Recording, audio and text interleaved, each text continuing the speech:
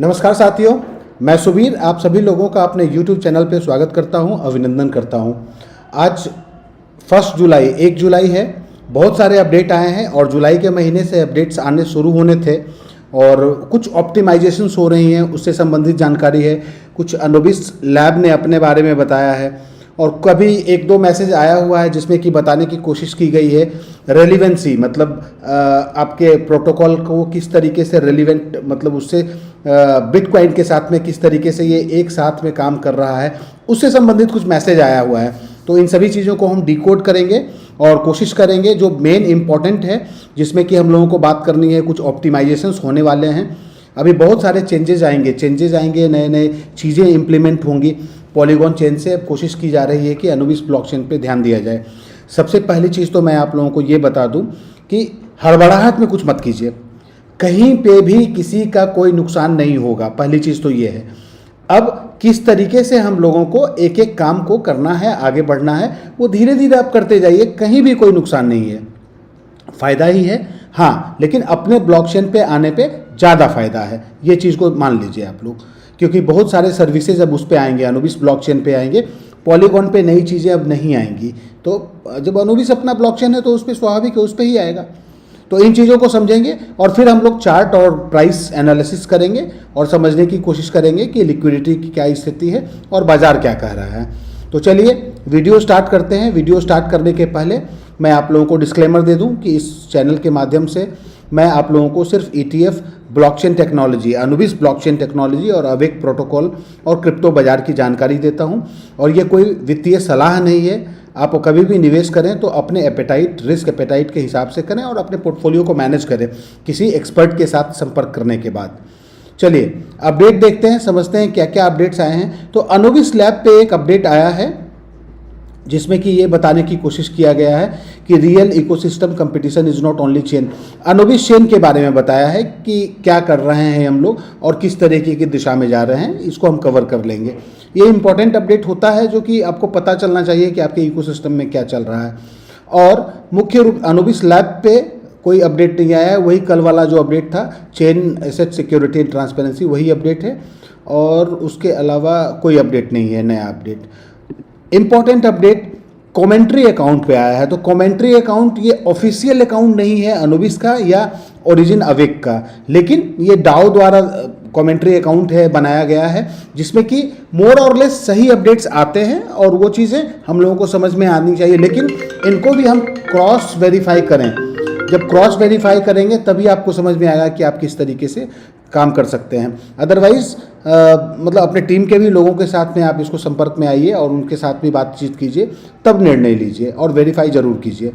इसमें जो अपडेट आया है मुख्य रूप से वो मैं बताना चाहूँगा आप लोगों को कि एक अपडेट है, ये तो वो है, हाँ ये अपडेट है जिसमें बताया गया है द जजमेंट ऑफ क्या है, डायमेंशंस सेटर सर्वाइवरशिप बायस। हम इसको अपडेट को कवर करेंगे। इसमें बताने की कोशिश की गई है कि कैसे लॉन्ग टर्म में आप पार्टिसिपेट करके फ़ायदा लेंगे। वही चीज़ है जो पुरानी आती हैं। और उसके बाद दूसरा एक अपडेट आया है जो कि बहुत मुख्य अपडेट है, ये है जुलाई रीअलाइनमेंट। तो रीअलाइनमेंट किया जा रहा है, ऑप्टिमाइजेशन किया जा रहा है, जहाँ पे कि कुछ सुविधाएं हम लोगों को जो पॉलीगॉन पे मिलनी थी अब वो हम लोगों को अनुबिस ब्लॉकचेन पे मिलेगा। इसलिए इसमें ये बताया जा रहा है कि आप अनुबिस चेन पे ज़्यादा यूज़ करो उस ब्लॉकचेन को, इसको कवर करेंगे। और उसके बाद एक इम्पॉर्टेंट अपडेट ये बताया गया है इन सर्च ऑफ सातोशी, मतलब कहीं ना कहीं रेलिवेंसी बताने की कोशिश की जा रही है कि आपका अनुबिस ब्लॉकचेन या आपका प्रोटोकॉल, अवेक प्रोटोकॉल किस तरीके से सिमिलर है थोड़ा बहुत बिटकॉइन के साथ, तो उसके बारे में बताया गया है। और एक लास्ट अपडेट है जिसमें कि ये बताया है, हाँ ये ओवरव्यू है कि 1 जुलाई से क्या क्या चेंजेज आ रहे हैं आपके इकोसिस्टम में। और आप लोगों को पता ही है कि 7 जुलाई को भी कंसेंसस सबमिट होने वाला है जेजू आइसलैंड पे, तो इस दिशा में काम बहुत एग्रेसिवली अब होने लगा है। और इन सभी चीज़ों का मुख्य उद्देश्य क्या है? मुख्य उद्देश्य ये है कि जो पॉलीगॉन पे स्पेकुलेटिंग एक्टिविटी हो रही थी उसको कम किया जाए, क्योंकि कहीं ना कहीं वहाँ पे जो लिक्विडिटी है वो ड्रेन आउट हो रहा था उस एक्टिविटी के कारण। तो उसको उस पर नियंत्रण लगाना और जो इसके रियल कंसेंसस बिल्डर्स हैं उनको ज़्यादा फ़ायदा देना, ये मुख्य उद्देश्य है इस इकोसिस्टम का और ये जो ऑप्टिमाइजेशंस हो रहे हैं उसका।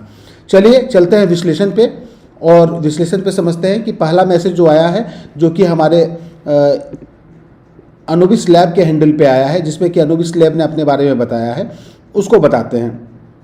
कह रहा है कि अनुबिस इकोसिस्टम केवल ब्लॉकचेन नहीं है ये, बल्कि संपूर्ण इकोसिस्टम की प्रतिस्पर्धा, मतलब कंपटीशन को दिखाया जा रहा है कि किस तरीके से मार्केट में और भी ब्लॉकचेन हैं, उससे आप अलग हैं, आपका ब्लॉकचेन अलग है और कंपटीशन में सबसे आगे है ये। अनुबिस का कहना है कि आज वेब3 युग में प्रतिस्पर्धा केवल एक ब्लॉकचेन की दूसरे ब्लॉकचेन से नहीं होती, मतलब सिर्फ एक ब्लॉकचेन तक सीमित रह के आप दूसरे ब्लॉकचेन से कंपटीशन कर रहे हैं, उससे ऊपर उठ के आपका ब्लॉकचेन कुछ काम कर रहा है, बल्कि पूरे इकोसिस्टम की क्षमता से होती है। मतलब कि आपके ब्लॉकचेन में जो इकोसिस्टम डेवलप कर रहे हैं उससे आप कॉम्पीट कीजिए, जो कि आज के डेट में अनुबिस के जैसा ब्लॉकचेन के जैसा क्षमता किसी दूसरे ब्लॉकचेन में नहीं है।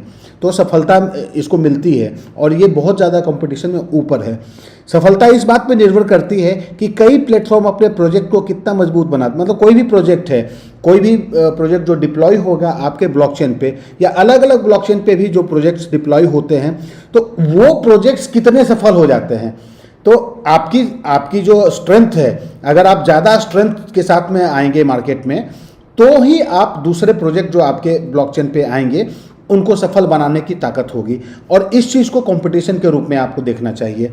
तो सिर्फ आप प्रोजेक्ट आ गया उससे मजबूती नहीं पता चलता है, उसको आप मजबूती तकनीकी कितना आप टेक्निकल सपोर्ट देते हैं, या लिक्विडिटी के मामले में वित्तीय सपोर्ट देते हैं, या विकासात्मक सहयोग प्रदान करते हैं, उसको डेवलप करने में कितना आप स्ट्रेंथ के साथ में उसकी हेल्प करते हैं, इस पर निर्भर करता है कि आप कितने सफल होते हैं और कितनी अच्छी ब्लॉकचेन है आपकी। आज की वास्तविक स्पर्धा क्या है? जो कॉम्पिटिटिव, समाचार के अनुसार आधुनिक ब्लॉकचेन इकोसिस्टम में प्रतिस्पर्धा कई स्तरों पे होती है। जब आप कॉम्पीट करते हैं एक दूसरे के साथ में, तो उनके बहुत सारे स्तर हैं, जैसे ब्लॉकचेन की इंफ्रास्ट्रक्चर कैसी है आपकी, कैपिटल कैसी है आपके उस पर ब्लॉकचेन पे, लिक्विडिटी कैसी है, प्रोजेक्ट का इंक्यूबेशन आप कितने मजबूती से करते हैं, आप किसी भी प्रोजेक्ट को डेवलप कितने स्ट्रेंथ के साथ करते हैं, रिसोर्स कोऑर्डिनेशन, मतलब जितने भी रिसोर्सेज अवेलेबल हैं उनका आपस में सामंजस्य कितना अच्छा है और इकोसिस्टम का ग्रोथ कितना अच्छा हो रहा है। तो ये सारी चीज़ों, ये सारे स्तर हैं जिससे कि आप निर्णय ले सकते हैं कि आपका ब्लॉकचेन कितना स्ट्रांग हो रहा है। भूमिका क्या है अनुबिस ब्लॉकचेन की? तो अनुबिस चेन का मुख्य उद्देश्य एक स्केलेबल प्राइवेसी फाइनेंस इंफ्रास्ट्रक्चर प्रदान करना है। ये आप लोगों को पता है कि ऐसा प्राइवेसी फाइनेंस इंफ्रास्ट्रक्चर जो कि स्केलेबल हो, जो बहुत ऊंचे स्तर पर जा सके, तो इन चीज़ों पे ये प्रदान कर रहा है। उसका उद्देश्य ये है, अर्थ इसका ये है कि सुरक्षित ब्लॉकचेन नेटवर्क तो होना ही चाहिए, वो प्राइवेसी आधारित वित्तीय सेवाएं प्रदान कर सके, ऐसी क्षमताएं होनी चाहिए और बड़े स्तर पे इसका विस्तार हो, बहुत ग्लोबल लेवल पे, बहुत बड़े स्केल पे इसका विस्तार हो। ये तभी संभव हो सकता है जब आपकी कैपेसिटी बहुत ज़्यादा होगी। और भविष्य के वेब3 अनुप्रयोगों के लिए आधारभूत संरचना, तो वेब3 पर काम करने वाले जितने भी प्रोजेक्ट्स होते हैं उनके लिए आप सही इंफ्रास्ट्रक्चर दे पा रहे हैं या नहीं दे पा रहे हैं, तो वो दे रहा है आपका इकोसिस्टम, आपका ब्लॉकचेन। तो इस चीज़ों को बताया गया है। भूमिका के रूप में आप लोगों को पहले ही बता दिया गया, लिक्विडिटी, कैपिटल और इकोसिस्टम एम्प्लीफिकेशन, मतलब कि आपका इकोसिस्टम कितने अच्छे प्रोजेक्ट को व्यापक इकोसिस्टम और उपयोगकर्ता तक पहुंचा पाता है। तो ये सारी चीज़ें निर्भर करती हैं कि आपका ब्लॉकचेन कितना स्ट्रेंथ के साथ में मार्केट में आया हुआ है। उसी चीज़ को इस मैसेज के थ्रू बताने की कोशिश की गई है। आगे चलते हैं हम लोग दूसरे अपडेट की तरफ, जहाँ पे बताया गया है कि सोच की असली परीक्षा, ये वाला अपडेट की बात कर रहा हूँ मैं, जो हब पे आया हुआ है। This is the update, the judgement of dimensions, इसकी बात कर रहा हूँ। तो इसमें बताने की कोशिश कर रहा है कि सोच की असली परीक्षा केवल अडिग विश्वास और दीर्घकालिक सफलता का मार्ग बताता है। मतलब यहाँ पे ये एम्फेसाइज कर रहा है, जोर दे रहा है फिर से उस बात को समझाने के लिए कि आप लंबे समय तक सिस्टम के साथ बनिए, आपको फ़ायदा होगा, शॉर्ट टर्म में आपको फ़ायदा नहीं होता है। तो मुख्य संदेश ये है कि किसी भी बड़े अवसर का लाभ केवल उसे पहचानने से नहीं मिलता, बल्कि लंबे समय तक उस पर टिके रहने से मिलता है। तो आप सिर्फ आपको आ गया, आपके पास अपॉर्चुनिटी आ गई है, तो आप उससे सफल नहीं हो जाएंगे, बल्कि उस अपॉर्चुनिटी को पहचान के उस इकोसिस्टम में लंबे समय तक आप बने रहते हैं, तब आपको फ़ायदा होता है। इसमें बताया गया है कि क्रिप्टो इतिहास में सबसे बड़ी चुनौती केवल निवेश करना नहीं है। मतलब ये एक चैलेंज नहीं है कि आपने सिर्फ निवेश कर दिया, बल्कि कठिन परिस्थितियों में भी धैर्य बनाए रखना सही होगा। आप कितना पेशेंस के साथ में इकोसिस्टम के साथ जुड़े हुए हैं, ये तो पुराना हिस्ट्री आप देखिए, बड़े अलग अलग ब्लॉकचेन की हिस्ट्री देखिए, आप अलग अलग बिटकॉइन की हिस्ट्री देखिए, इथेरियम की देखिए, सोल की देखिए, तो हर एक क्रिप्टो करेंसी या हर एक प्रोजेक्ट के साथ में ये चैलेंजेस आते हैं और ये नेचर है उसका, उसी चीज़ को बता रहा है। इतिहास से सीख लेने को बता रहा है कि अगर 2010 में मेरे पास बिटकॉइन होता, मान लीजिए किसी के पास भी 2010 में बिटकॉइन होता, तो वो आज व्यक्ति तो बहुत अमीर होते, लेकिन क्या वो बिटकॉइन खरीद तो लिया उन्होंने, अपॉर्चुनिटी तो मिल गई, लेकिन क्या उसको होल्ड करने की कैपेसिटी रही उनके पास? क्योंकि उस दरमियान में उनको बहुत सारे चीज़ें उतार चढ़ाव देखने में आया होगा, बहुत नॉइज़ आए होंगे, बहुत लोगों ने अलग अलग बातें की होंगी कि ये बर्बाद हो गया, ये कुछ ऐसी चीज़ है जो कि हवा में है, तो बहुत सारी चीज़ें फेस की होंगी लोगों ने। बट उस चीज़ों को भी नज़रअंदाज करके जिन लोगों ने अपने आप को स्ट्रेंथ के साथ बिलीव रखा उस पर, तो वो आज अमीर हैं, उनके पास में वेल्थ क्रिएट हो चुका है। तो इसमें समझ क्या आता है कि आपको धैर्य के साथ, मतलब कन्विक्शन के साथ आप अगर टिके रहेंगे तो आप संपत्ति, मतलब जो वेल्थ है और अंडरस्टैंडिंग का गहरा संबंध है, उसी चीज़ को बता रहा है कि कभी भी यदि किसी निवेश को, अब किसी परियोजना के मूल तकनीक और उद्देश्य की समझ नहीं होती, तो बाजार में उतार चढ़ाव आने पर उसके निर्णय भावनाओं से प्रभावित हो सकते हैं। मतलब जो हमारे इमोशंस हैं उस पर हमारा कंट्रोल नहीं होता है, और हमारे इमोशंस को इफेक्ट क्या करता है? जो मार्केट का नॉइज होता है, या प्राइस ड्रॉ डाउन हम लोगों को दिखता है, या इनफैक्ट प्राइस अप भी होता है तो भी हम होल्ड नहीं कर पाते हैं, थोड़ा सा गेन हुआ नहीं कि हम बेच देते हैं, तो उसमें आपका वेल्थ क्रिएट नहीं हो पाता है। वेल्थ तो क्रिएट तब होता है जब आप लंबे समय के लिए आप इकोसिस्टम में बने रहें। 10 साल 15 साल के विजन की बात कर रहा है ये। तो इस परियोजना का संदेश है कि पहले तकनीक और परियोजना को समझें, पहले आप टेक्नोलॉजी क्या है उसको समझिए, और जो इसके इकोसिस्टम में परियोजनाएं, जो प्रोजेक्ट्स हैं, उसको सही तरीके से समझने की आवश्यकता है, और तब आप पार्टिसिपेट कीजिए लंबे अवधि का माइंडसेट रखने के बाद। केवल शॉर्ट टर्म में आप आएंगे और अपना निर्णय ले लेंगे कि थोड़ा प्रॉफिट हुआ, बेच के निकल गए बाहर। अभी कर रहे हैं ना लोग, बेच रहे हैं। कौन बेच रहे हैं? जिनके पास की थोड़ा धन इकट्ठा हो गया, थोड़ा टोकन इकट्ठा हो गया, वो बेच रहे हैं, क्योंकि उनको समझ में ही नहीं आ रहा है ना, क्योंकि ट्रस्ट नहीं है, वो टेक्नोलॉजी को समझे नहीं है, वो स्पेकुलेशन करने के लिए आए हैं। तो उसी चीज़ को ये बता रहा है। 2 प्रकार की सोच पहले भी हम लोग कई बार बात कर चुके हैं कि शॉर्ट टर्म का जो ट्रेडर्स होते हैं वो तो प्राइस देखकर और घबराहट में बेचते हैं, या फिर रिटेल इन्वेस्टर भी इन्हीं चीज़ों को देखते हैं। बट जो लंबे अवधि के लिए पार्टिसिपेट करते हैं उनको इकोसिस्टम पे विश्वास होता है, वो टेक्नोलॉजी को समझते हैं और इंफ्रास्ट्रक्चर का डेवलपमेंट को देखते हैं, और तब फंडामेंटली जब उनको लगता है कि आपका इकोसिस्टम मजबूत है, तब आप पार्टिसिपेट करते हैं। तो इस चीज़ को इस मैसेज के द्वारा बताया गया है। आगे चलते हैं। ओरिजिन का इसमें क्या है कि अब ये बहुत ही इंपॉर्टेंट अपडेट है, जिसमें कि बहुत सारे लोग अभी इसी के पीछे पड़े हुए हैं कि क्या है। अब मैं आप लोगों को बता देता हूं, इसमें समय दिया जा रहा है आप लोगों को, और इस चीज़ को स्थिर से समझिए। जून महीने में मार्केट की अस्थिरता के दौरान कमजोर निवेशकों, जो वीक हैंड्स थे, देखिए वीक हैंड और डायमंड हैंड्स, इसको 2 चीज़ों को बताया गया है। तो वीक हैंड ऐसे लोग हैं जो कि आते हैं, ट्रेड करते हैं, थोड़ा नुकसान प्रॉफिट जो भी हुआ वो करके बाहर निकलते हैं। तो ऐसी एक्टिविटी बहुत ज़्यादा हुई है जून के महीने में, जो हम लोगों को डेटा के रूप में दिख रहा है। तो वो वीक हैंड्स जो थे वो बहुत बड़ी सेलिंग हो चुकी है, तो वो लोग बाहर हो चुके हैं, ऑलमोस्ट बहुत सारे लोग बाहर हो चुके हैं, उन लोगों ने अपने टोकन्स को बेच दिया है। अब जुलाई को ओरिजिन इकोसिस्टम के लिए सबसे महत्वपूर्ण चरण बताया गया है। तो पहले भी बताया जा रहा है ना कि जुलाई से जो अगली छमाही आएगी, तो इसमें बहुत सारी चीज़ें इंप्लीमेंट होंगी, बहुत सारी ऑप्टिमाइजेशंस होंगी, और इकोसिस्टम अपने आप को जो इटर्नल स्टेज है उस ओर ले जाने के लिए कार्यरत हो चुका है। तो अब टीम के अनुसार पूरा इकोसिस्टम अनुबिस चेन पर केंद्रित होकर, जब तक ये अनुबिस चेन पर फोकस्ड नहीं होगा तब ये इटर्नल स्टेज के ऊपर नहीं जा सकता है। इसीलिए अब ज़्यादा फोकस अनुबिस चेन पे है। फोकस ज़्यादा अनुबिस चेन पे होने का मतलब ये नहीं है कि पॉलीगॉन चेन पे नहीं रहेगा, पॉलीगॉन चेन पे भी रहेगा इसका प्रेजेंस, बट आगे आने वाले समय में जो भी सुविधाएं या प्रोडक्ट लॉन्च होंगे या जो भी फीचर्स लॉन्च होंगे वो अनुबिस चेन पे ज़्यादा होगा, क्योंकि फोकस अनुबिस चेन पे है। उसको डिजाइन ही इसलिए किया गया है। क्या होगा? क्या क्या चीजें हैं, मुख्य बिंदु को समझिए। बर्न बॉन्ड, जो बर्न बॉन्ड आ गया, अब आप लोगों को यह भी समझना होगा कि बहुत सारे लोग ऐसे होंगे जिनको कि बर्न बॉन्ड से भी कोई मतलब ही नहीं होगा, क्योंकि उनके वो यूज नहीं कर रहे होंगे उसको। बट ऐसे लोग जो कि बर्न बॉन्ड का इस्तेमाल करते हैं वो कौन लोग हैं? जिनके पास की बहुत ज़्यादा इंसेंटिव आ रहा है, या उनके पास इतनी पर्याप्त मात्रा में टोकन्स होते हैं जिसको कि बर्न बॉन्ड में पार्टिसिपेट करने के बाद वो फर्दर दूसरा बेनिफिट ले सकते हैं। तो ये हर एक लोग नहीं, लेकिन जो लोग पार्टिसिपेट कर सकते हैं बर्न बॉन्ड में, उनके लिए ये मैसेज है कि अब केवल अनुविश चेन पर, मतलब बर्न बॉन्ड की जो फैसिलिटी होगी, जो उसमें से जो फायदा आपको मिलेगा, वो सिर्फ और सिर्फ अनुविश चेन पर आने वाले समय में मिलेगा। वो पॉलीगॉन पे भी स्टार्ट किया गया था, तो पॉलीगॉन चेन पे भी किया गया था, बट आगे पॉलीगॉन चेन से हटा दिया जाएगा, उसको पॉलीगॉन चेन पे नहीं रखा जाएगा, क्योंकि केंद्रित अब सब फोकस जो है अनुविश चेन पे कर रहा है। तो जो भी अच्छे अच्छे फीचर्स आएंगे वो तो अनुविश पे देगा। क्यों देगा पॉलीगॉन पे? पॉलीगॉन पे जितनी चीज़ें थी उतनी रहेंगी, फर्दर डेवलपमेंट वहाँ नहीं होगा, फर्दर डेवलपमेंट अनुविश पे होगा, इसलिए ये किया गया है। सो 1 जुलाई से बर्न बॉन्ड केवल अनुविश चेन पर उपलब्ध होंगे। पॉलीगॉन और अनुविश दोनों पर चल रही व्यवस्था अब समाप्त की जाएगी। तो ये जब स्टार्ट किया गया था बर्न बॉन्ड पिछले कुछ दिनों में, 2-4-5 दिनों पहले, तो पॉलीगॉन पे भी किया गया था और अनुविश पे भी किया गया था।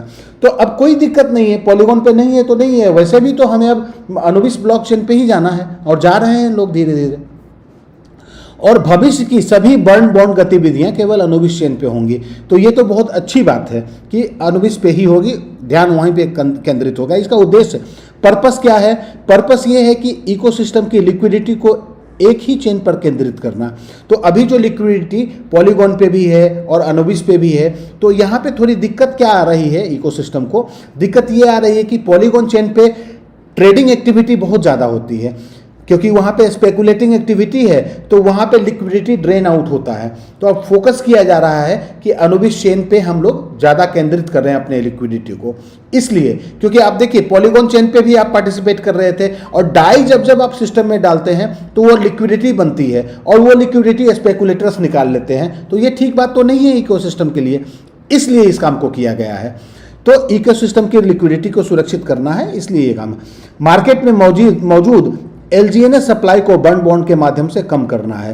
तो जो भी फीचर्स अभी आपको अनुविश ब्लॉकचेन पे आएगा, तो उसमें ऐसे ऐसे प्रोडक्ट आएंगे जिसमें कि आपका जो सप्लाई है LGNS का, उसको कम किया जाएगा, रिड्यूस किया जाएगा, जिससे कि डिफ्लेशनरी मॉडल को मजबूती मिलेगी, जिससे कि आपका जो LGNS का मूल्य है वो स्थिर हो जाएगा, ये गिरेगा नहीं। पॉलीगॉन से अनुविश ब्रिज धीरे धीरे बंद होगा। अब इस बात को बहुत आराम से समझिए कि पॉलीगॉन पे जब आप क्लिक करते हैं, जब आप जाते हैं, मैं दिखाता हूं आप लोगों को, इसको समझिए। जब आप पॉलीगॉन चेन पे हैं, तो पॉलीगॉन चेन पे हम लोगों को क्या दिखता है? ये जो वर्ड यूज किया गया है अनुविश ब्रिज, तो आप देखिए, एक तो आप लोगों को LGNS ब्रिज दिख रहा है, और दूसरा है अनुविश ब्रिज, जो कि ट्रेड सेक्शन में दूसरे नंबर पे आता है। तो LGNS ब्रिज पे जब आप क्लिक करते हैं तो क्या आता है? आपको ये सुविधा मिलती है कि आप पॉलीगॉन के जो LGNS हैं उसको कन्वर्ट कर सकते हैं अनुविश के LGNS पे बिना किसी कटौती के। अब होता क्या है, यहाँ पे आर्बिट्राज के चक्कर में बहुत सारे लोग काम कर रहे थे। क्या कर रहे थे? अभी अब देखिए यहाँ पे अभी ब्रिज टू अनुविश, ये वाला जो फीचर है ये डिसेबल हो गया है। मतलब कि आपके पास में जो भी LGNS है, मान लीजिए कि आपने नॉर्मल स्टेकिंग में पॉलीगॉन में कुछ LGNS रखे हुए हैं, पहले क्या होता था, उसको लोग अनस्टेक करते थे और यहाँ से इस ब्रिज का इस्तेमाल करके अनुविश में कन्वर्ट कर लेते थे, और वहाँ पे जो भी मर्जी उनको करते थे, या तो वो P2P में बेचते थे या जो भी मर्जी उनकी करते थे। तो ये चीज़ को हो सकता है रोक दे, और अभी मेरे को इनेबल नहीं, मैं रिफ्रेश करके देखता हूँ कि ये क्या हो रहा है। रिफ्रेश करता हूँ, तो रिफ्रेश करने के बाद हाँ देखिए ये डिसेबल हो जा रहा है। इसका मतलब कि यहाँ से ये सुविधा हटा दी गई है। इसका मतलब ये नहीं है कि आप अपने LGNS को अनुविश पे नहीं ले जा सकते हैं। 2 तरीका है, समझिएगा कैसे कर सकते हैं। अच्छा, एक दूसरी चीज़ और बता देता हूँ। यहाँ पे एक दूसरा ऑप्शन है जो अनुविश ब्रिज लिखा है, इस पर जब आप क्लिक करते हैं तो यहाँ पे आपको डाई, जो पॉलीगॉन का डाई है, उसको आप अनुविश डाई में कन्वर्ट कर सकते हैं। ऐसी सुविधा है ब्रिज के माध्यम से। तो 2 ब्रिज हो गया आप लोगों को। एक ब्रिज का उपयोग करके हम लोग क्या करते हैं, जो यहाँ पे लिखा हुआ है LGNS ब्रिज, LGNS ब्रिज के थ्रू हम लोग क्या करते थे कि LGNS को, पॉलीगॉन के LGNS को ले जाते थे अनुबिस के LGNS पे, और अनुबिस ब्रिज पे हम क्या करते थे कि अनुबिस पे मान लीजिए डाई है हमारा, तो उसको हम कन्वर्ट करके अनुबिस के डाई पे ले जाते थे। तो ये दो चीज़ है, मतलब अनुबिस ब्रिज का उपयोग करके आप पॉलीगॉन डाई को अनुबिस डाई पे ले जाते थे। ये दोनों चीज़ स्पष्ट हो गई आप लोगों को। जब ये स्पष्ट हो गई तो पहली चीज़ तो आपको ये है कि आपके पास में जो पॉलीगॉन का LGNS है, उस पॉलीगॉन के LGNS को जैसे आप पहले कन्वर्ट करते थे और अनुबिस पे चले जाते थे LGNS लेकर, अब डायरेक्टली उसको नहीं ले जाएंगे, वहाँ पे आपको रोक लगेगा। अब क्या कर सकते हैं, जिनको जाना है वो क्या कर सकते हैं कि पॉलीगॉन पे जो भी आपका LGNS है, या तो उस LGNS को आप कन्वर्ट कर लीजिए डाई में, और उसके बाद अपने जो डाई, जो कि आपका पॉलीगॉन का डाई होगा, उसको ले जाइए आप अनुबिस पे डाई बना के, और वहाँ पे आप फिर से परचेस कर लीजिए अपना LGNS अनुबिस का। तो ये माध्यम एक है, तो इसमें कोई घबराने की बात नहीं है। हाँ, सिर्फ एक चीज़ ये हो रहा है कि अब जो आपका LGNS पॉलीगॉन पे है, उसको जब आप डाई में कन्वर्ट करते हैं तो 5% का सेल टैक्स लगता है, वो आपको बेयर करना पड़ेगा। दूसरा ऑप्शन ये है कि यदि आपके पास पॉलीगॉन पे जो LGNS है, तो उस LGNS को आप ले जाना चाहते हैं अनुबिस पे, तो एक माध्यम ये है कि आप मिंट में जाएंगे, और मिंट में 360 डेज वाला लॉन्ग टर्म स्टेकिंग है या 600 डेज वाला स्टेकिंग है। तो इन दोनों चीज़ में आप उस LGNS से पार्टिसिपेट कर सकते हैं। LGNS टू LGNS डायरेक्ट चला जाएगा आपका। यहाँ पे मान लीजिए पार्टिसिपेट जब मैंने किया, तो देखिए आपको यहाँ दिया हुआ है ऑप्शन, अभी यहाँ पे आपको दिख रहा है, हालांकि यहाँ पे अप्रूव डाई से पार्टिसिपेट करने का दिखा रहा है, इसको डिसेबल किया है। तो ऐसा अगर डिसेबल हो जाता है, मान लीजिए इसको एक बार रिफ्रेश करके देख लेते हैं कि 360 डेज में पार्टिसिपेट करने के लिए नहीं दे रहा है अगर आपको, तो आपके पास में सिर्फ एक चारा रह जाएगा, जहां पे कि आप लोग, एक मिनट इसको मैक्स करते हैं रिफ्रेश करके, हाँ अनेबल्ड है, अगर हो जाता है तो आप कर सकते हैं अपने LGNS को डायरेक्टली 360 डेज में पार्टिसिपेट कर सकते हैं। वो अनुबिस ब्रिज पे क्रॉस हो सकता है, और आप चेक कर लीजिएगा पहले इसको। अगर नहीं होगा तो सिर्फ आपके पास में एक चारा ही रह जाएगा, fail to fetch long staking data. तो हो सकता है कुछ चेंजेस ऑप्टिमाइजेशंस हो रहे हैं, अगर एनेबल करेगा तो आप कर पाएंगे, नहीं एनेबल्ड होगा तो आपको सिर्फ एक चारा रहेगा कि आप अपने पॉलीगॉन के LGNS को कन्वर्ट करें डाई में, और उसके बाद ले जाएं आप अनुबिस ब्लॉकचेन पे, और अनुबिस ब्लॉकचेन पे जैसे ही आपका डाई आ जाता है तो उस डाई से आप पॉलीगॉन परचेस कर लें, और उसके बाद जो करना है आप कीजिए उसको। तो ये चीज़ें हैं, तो इसको आप वेरीफाई कीजिए, जब एनेबल रहता है तब पार्टिसिपेट कीजिए, और कभी भी किसी भी तरीके का ट्रांजैक्शन कीजिए, और उसकी जानकारी अगर नहीं है, फर्स्ट टाइम कर रहे हैं, तो छोटे वैल्यू से एक टोकन से कर लीजिए। उसके बाद आप जब वो एग्जीक्यूट हो जाता है आपका ट्रांजैक्शन, तब आप ज़्यादा वैल्यू के ट्रांजैक्शन को कीजिए, ये ध्यान में रखिएगा। अब क्या है कि अर्थ में, इसका मतलब क्या है कि उद्देश्य है इकोसिस्टम को एक मुख्य नेटवर्क अनुबिस चेन पे ले जाना है, ठीक है। तो भविष्य में अधिकांश गतिविधियां अनुबिस चेन पर होंगी, तो इसलिए आप लोगों के पास में भी जो भी आप लोगों के पास में एसेट्स हैं, फ्री एसेट्स जो कि LGNS है आपका पॉलीगॉन पे, उसको आप धीरे धीरे ग्रेजुअली वहाँ पे लेके चले जाइए। माध्यम जो भी आपको अवेलेबल है उसके माध्यम से आप जा सकते हैं, या तो आप उसको डाई बनाइए और फिर वहाँ पे अनुबिस पे कन्वर्ट करके LGNS बना लीजिए, या आप लॉन्ग टर्म में पार्टिसिपेट करना चाहते हैं तो आप 360 डेज में या 600 डेज का तो एनेबल था, वहाँ पार्टिसिपेट करके अपने LGNS को ले जा सकते हैं। पॉलीगॉन बर्न बॉन्ड समाप्त होंगे, तो पॉलीगॉन पे जो बर्न बॉन्ड की वो फैसिलिटी थी वो बंद हो जाएगी, और धीरे धीरे बंद हो जाएगा, और वहाँ पे आवश्यकता भी नहीं है, क्योंकि ज़्यादातर बर्न बॉन्ड का इस्तेमाल वो लोग कर रहे थे जिनको रिवार्ड के रूप में बहुत ज़्यादा LGNS मिल रहा था, क्योंकि रिवार्ड लेते थे वो, और रिवार्ड को टर्बो में भेजते थे और वहाँ से बर्न बॉन्ड कर लेते थे। तो ये सुविधा भी अब समाप्त होगी, जिस तरीके से पहले आप करते थे उस तरीके से करेंगे, लेकिन इसमें बर्न का कुछ आपको एक दो चीज़ बता दूंगा मैं आप लोगों को कि क्या हो सकता है। जैसे आप लोग मिंट करते हैं एनर्जी गेन करने के लिए, तो संभवतः मुझे ऐसा दिख रहा है कि आने वाले समय में जो आपका अनुबिस ब्लॉकचेन है वहाँ पे भी आपको बर्न करके एनर्जी गेन करने की सुविधा मिल जाएगी, ताकि बर्निंग की एक्टिविटी मेंटेन रहे आप लोगों को।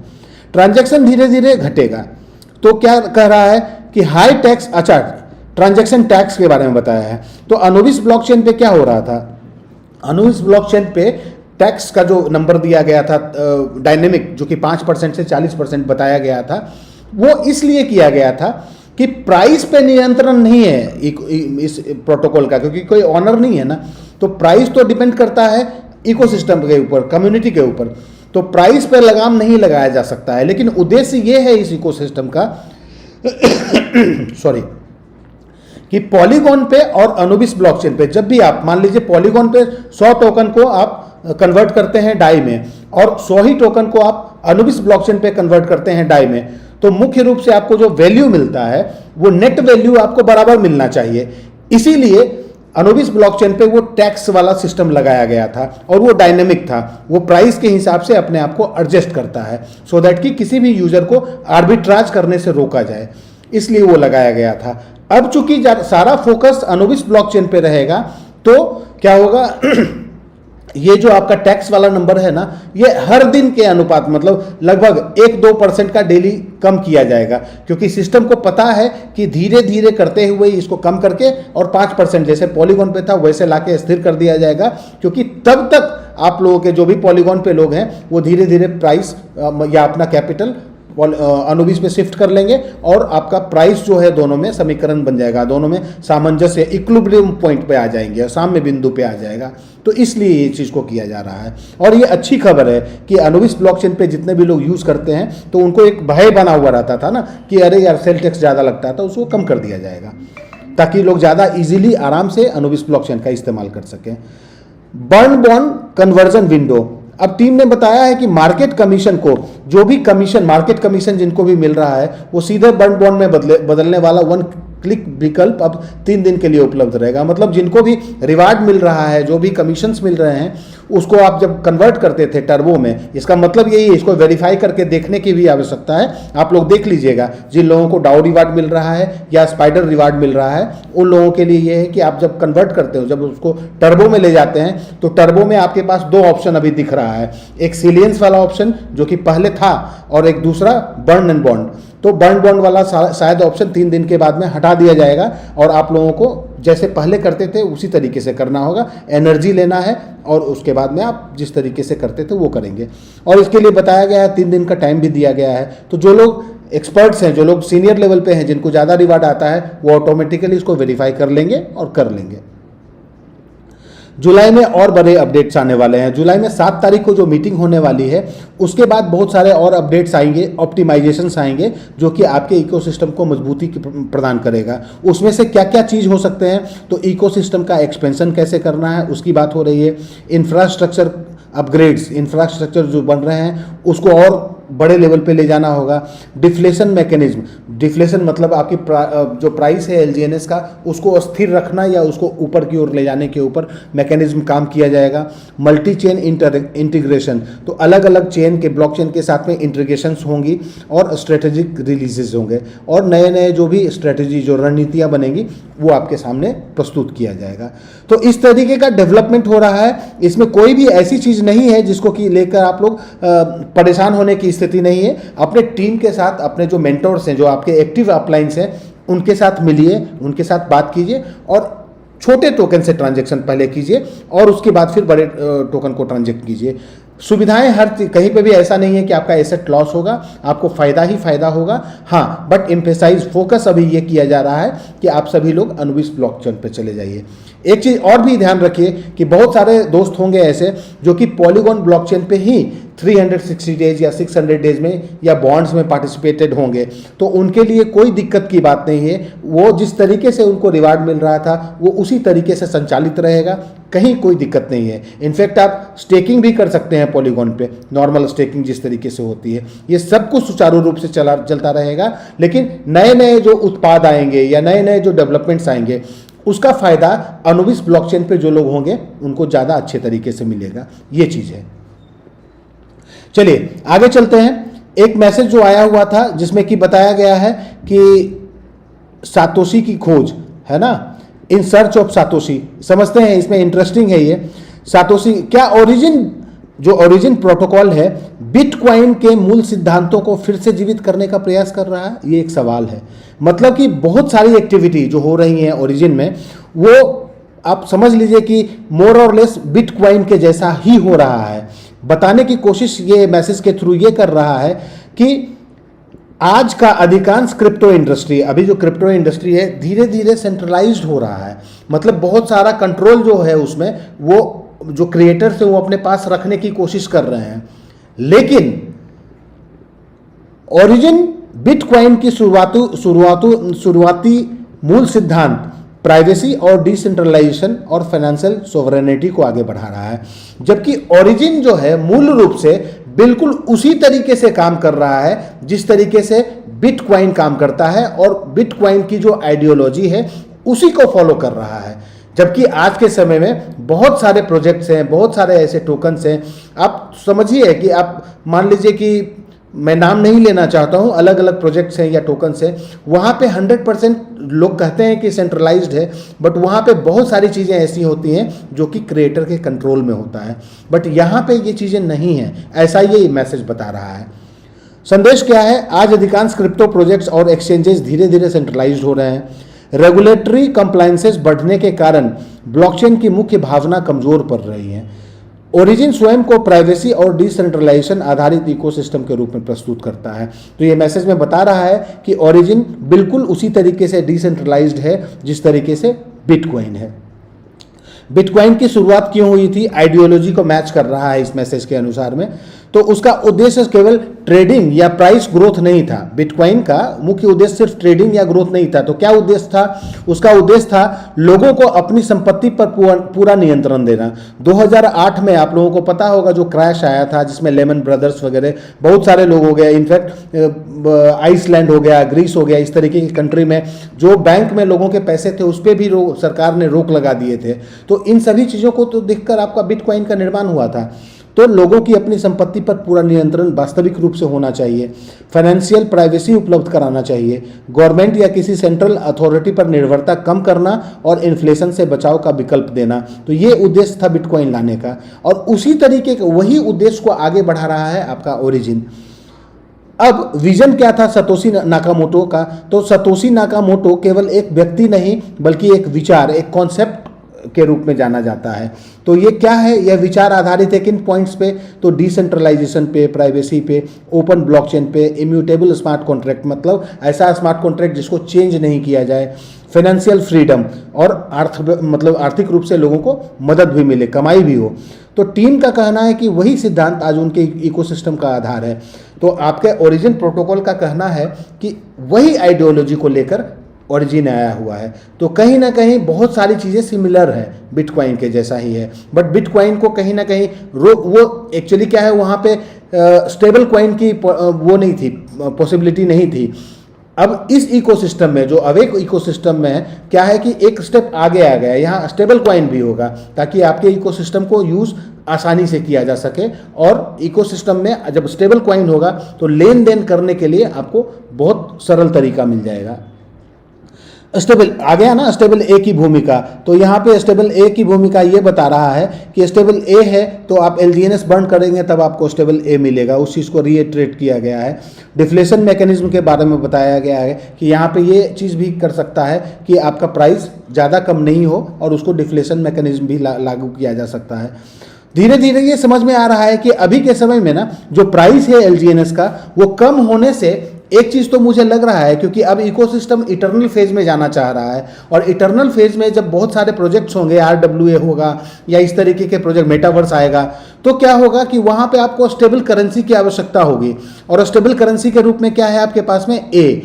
उसको भी डिसेंट्रलाइज बना रहा है ये, क्योंकि आप LGNS बर्न करते हैं और तब आपका ए बनता है, और LGNS डिसेंट्रलाइज्ड है। तो इसलिए ए बनाने के लिए अब LGNS का प्राइस ज़्यादा होगा तो आपका LGNS बनाने के लिए लोग झिझकेंगे।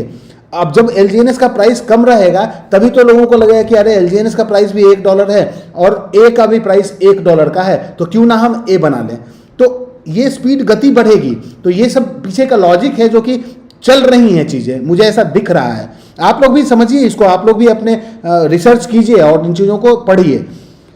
ओरिजिन संदेश क्या देना चाहता है कि प्राइवेसी आधारित फाइनेंशियल इकोसिस्टम बनाएगा, डिसेंट्रलाइज्ड स्टेबल कॉइन तैयार कर रहा है, स्मार्ट कॉन्ट्रैक्ट के माध्यम से गवर्नेंस करना है, सप्लाई रिडक्शन के द्वारा वैल्यू मॉडल मजबूत करना है। तो ये वही चीज़ों को बता रहा है, लेकिन इसमें सबसे मुख्य रूप से आपको ये समझने की कोशिश करनी है कि बिटकॉइन की जो आइडियोलॉजी है उससे एक स्टेप आगे बढ़ गया है आपका इकोसिस्टम और आगे बढ़ रहा है, लेकिन उस आइडियोलॉजी को भूला नहीं है, बेस वही है, आधार वही है।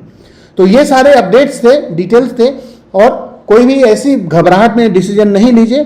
कहीं पे भी कोई दिक्कत हो रहा है, आपको सपोर्ट नहीं मिल रहा है, तो आप संपर्क कर सकते हैं मुझसे भी। मैं कोशिश करूंगा कि आपकी मदद करूं। मेरे डिस्क्रिप्शन में, चैनल के डिस्क्रिप्शन में जाएंगे तो आपको व्हाट्सअप नंबर और मेरा ईमेल आईडी दिया है। कोशिश कीजिए कि आप मैसेज मेरे तक छोड़ दीजिए, मैं उस पर रिप्लाई करता हूं। कोशिश करता हूं कि इनफैक्ट कमेंट्स में भी बहुत सारे मैसेज आते हैं, मैं कोशिश करता हूं कि सभी का रिप्लाई करूं। जितने अच्छे मैसेज आए हैं या जितने जैसे भी मैसेज आए हैं, मैं आप लोगों का फिर से धन्यवाद करता हूं, क्योंकि आप लोगों के कारण ही मेरा प्रोत्साहन मिलता है मुझे और मैं मेहनत कर पाता हूं। बहुत बहुत धन्यवाद आप लोगों का। फिर से चैनल के साथ बने रहें और अपडेट्स में कोशिश करूंगा आप लोगों को देते रहूं, और आसान तरीके से दूंगा, सरल तरीके से, जो कि आप सभी लोग समझ सकेंगे। कोई इसमें बहुत ज़्यादा पेचीदा नहीं रखूंगा मैं चीज़ों को। चलिए आगे चलते हैं, प्राइस की बात करते हैं। अभी ज़्यादा प्राइस नहीं देखना है, अभी सिर्फ और सिर्फ फोकस करना है टेक्नोलॉजी पे और जो डेवलपमेंट्स आ रहे हैं उस पर।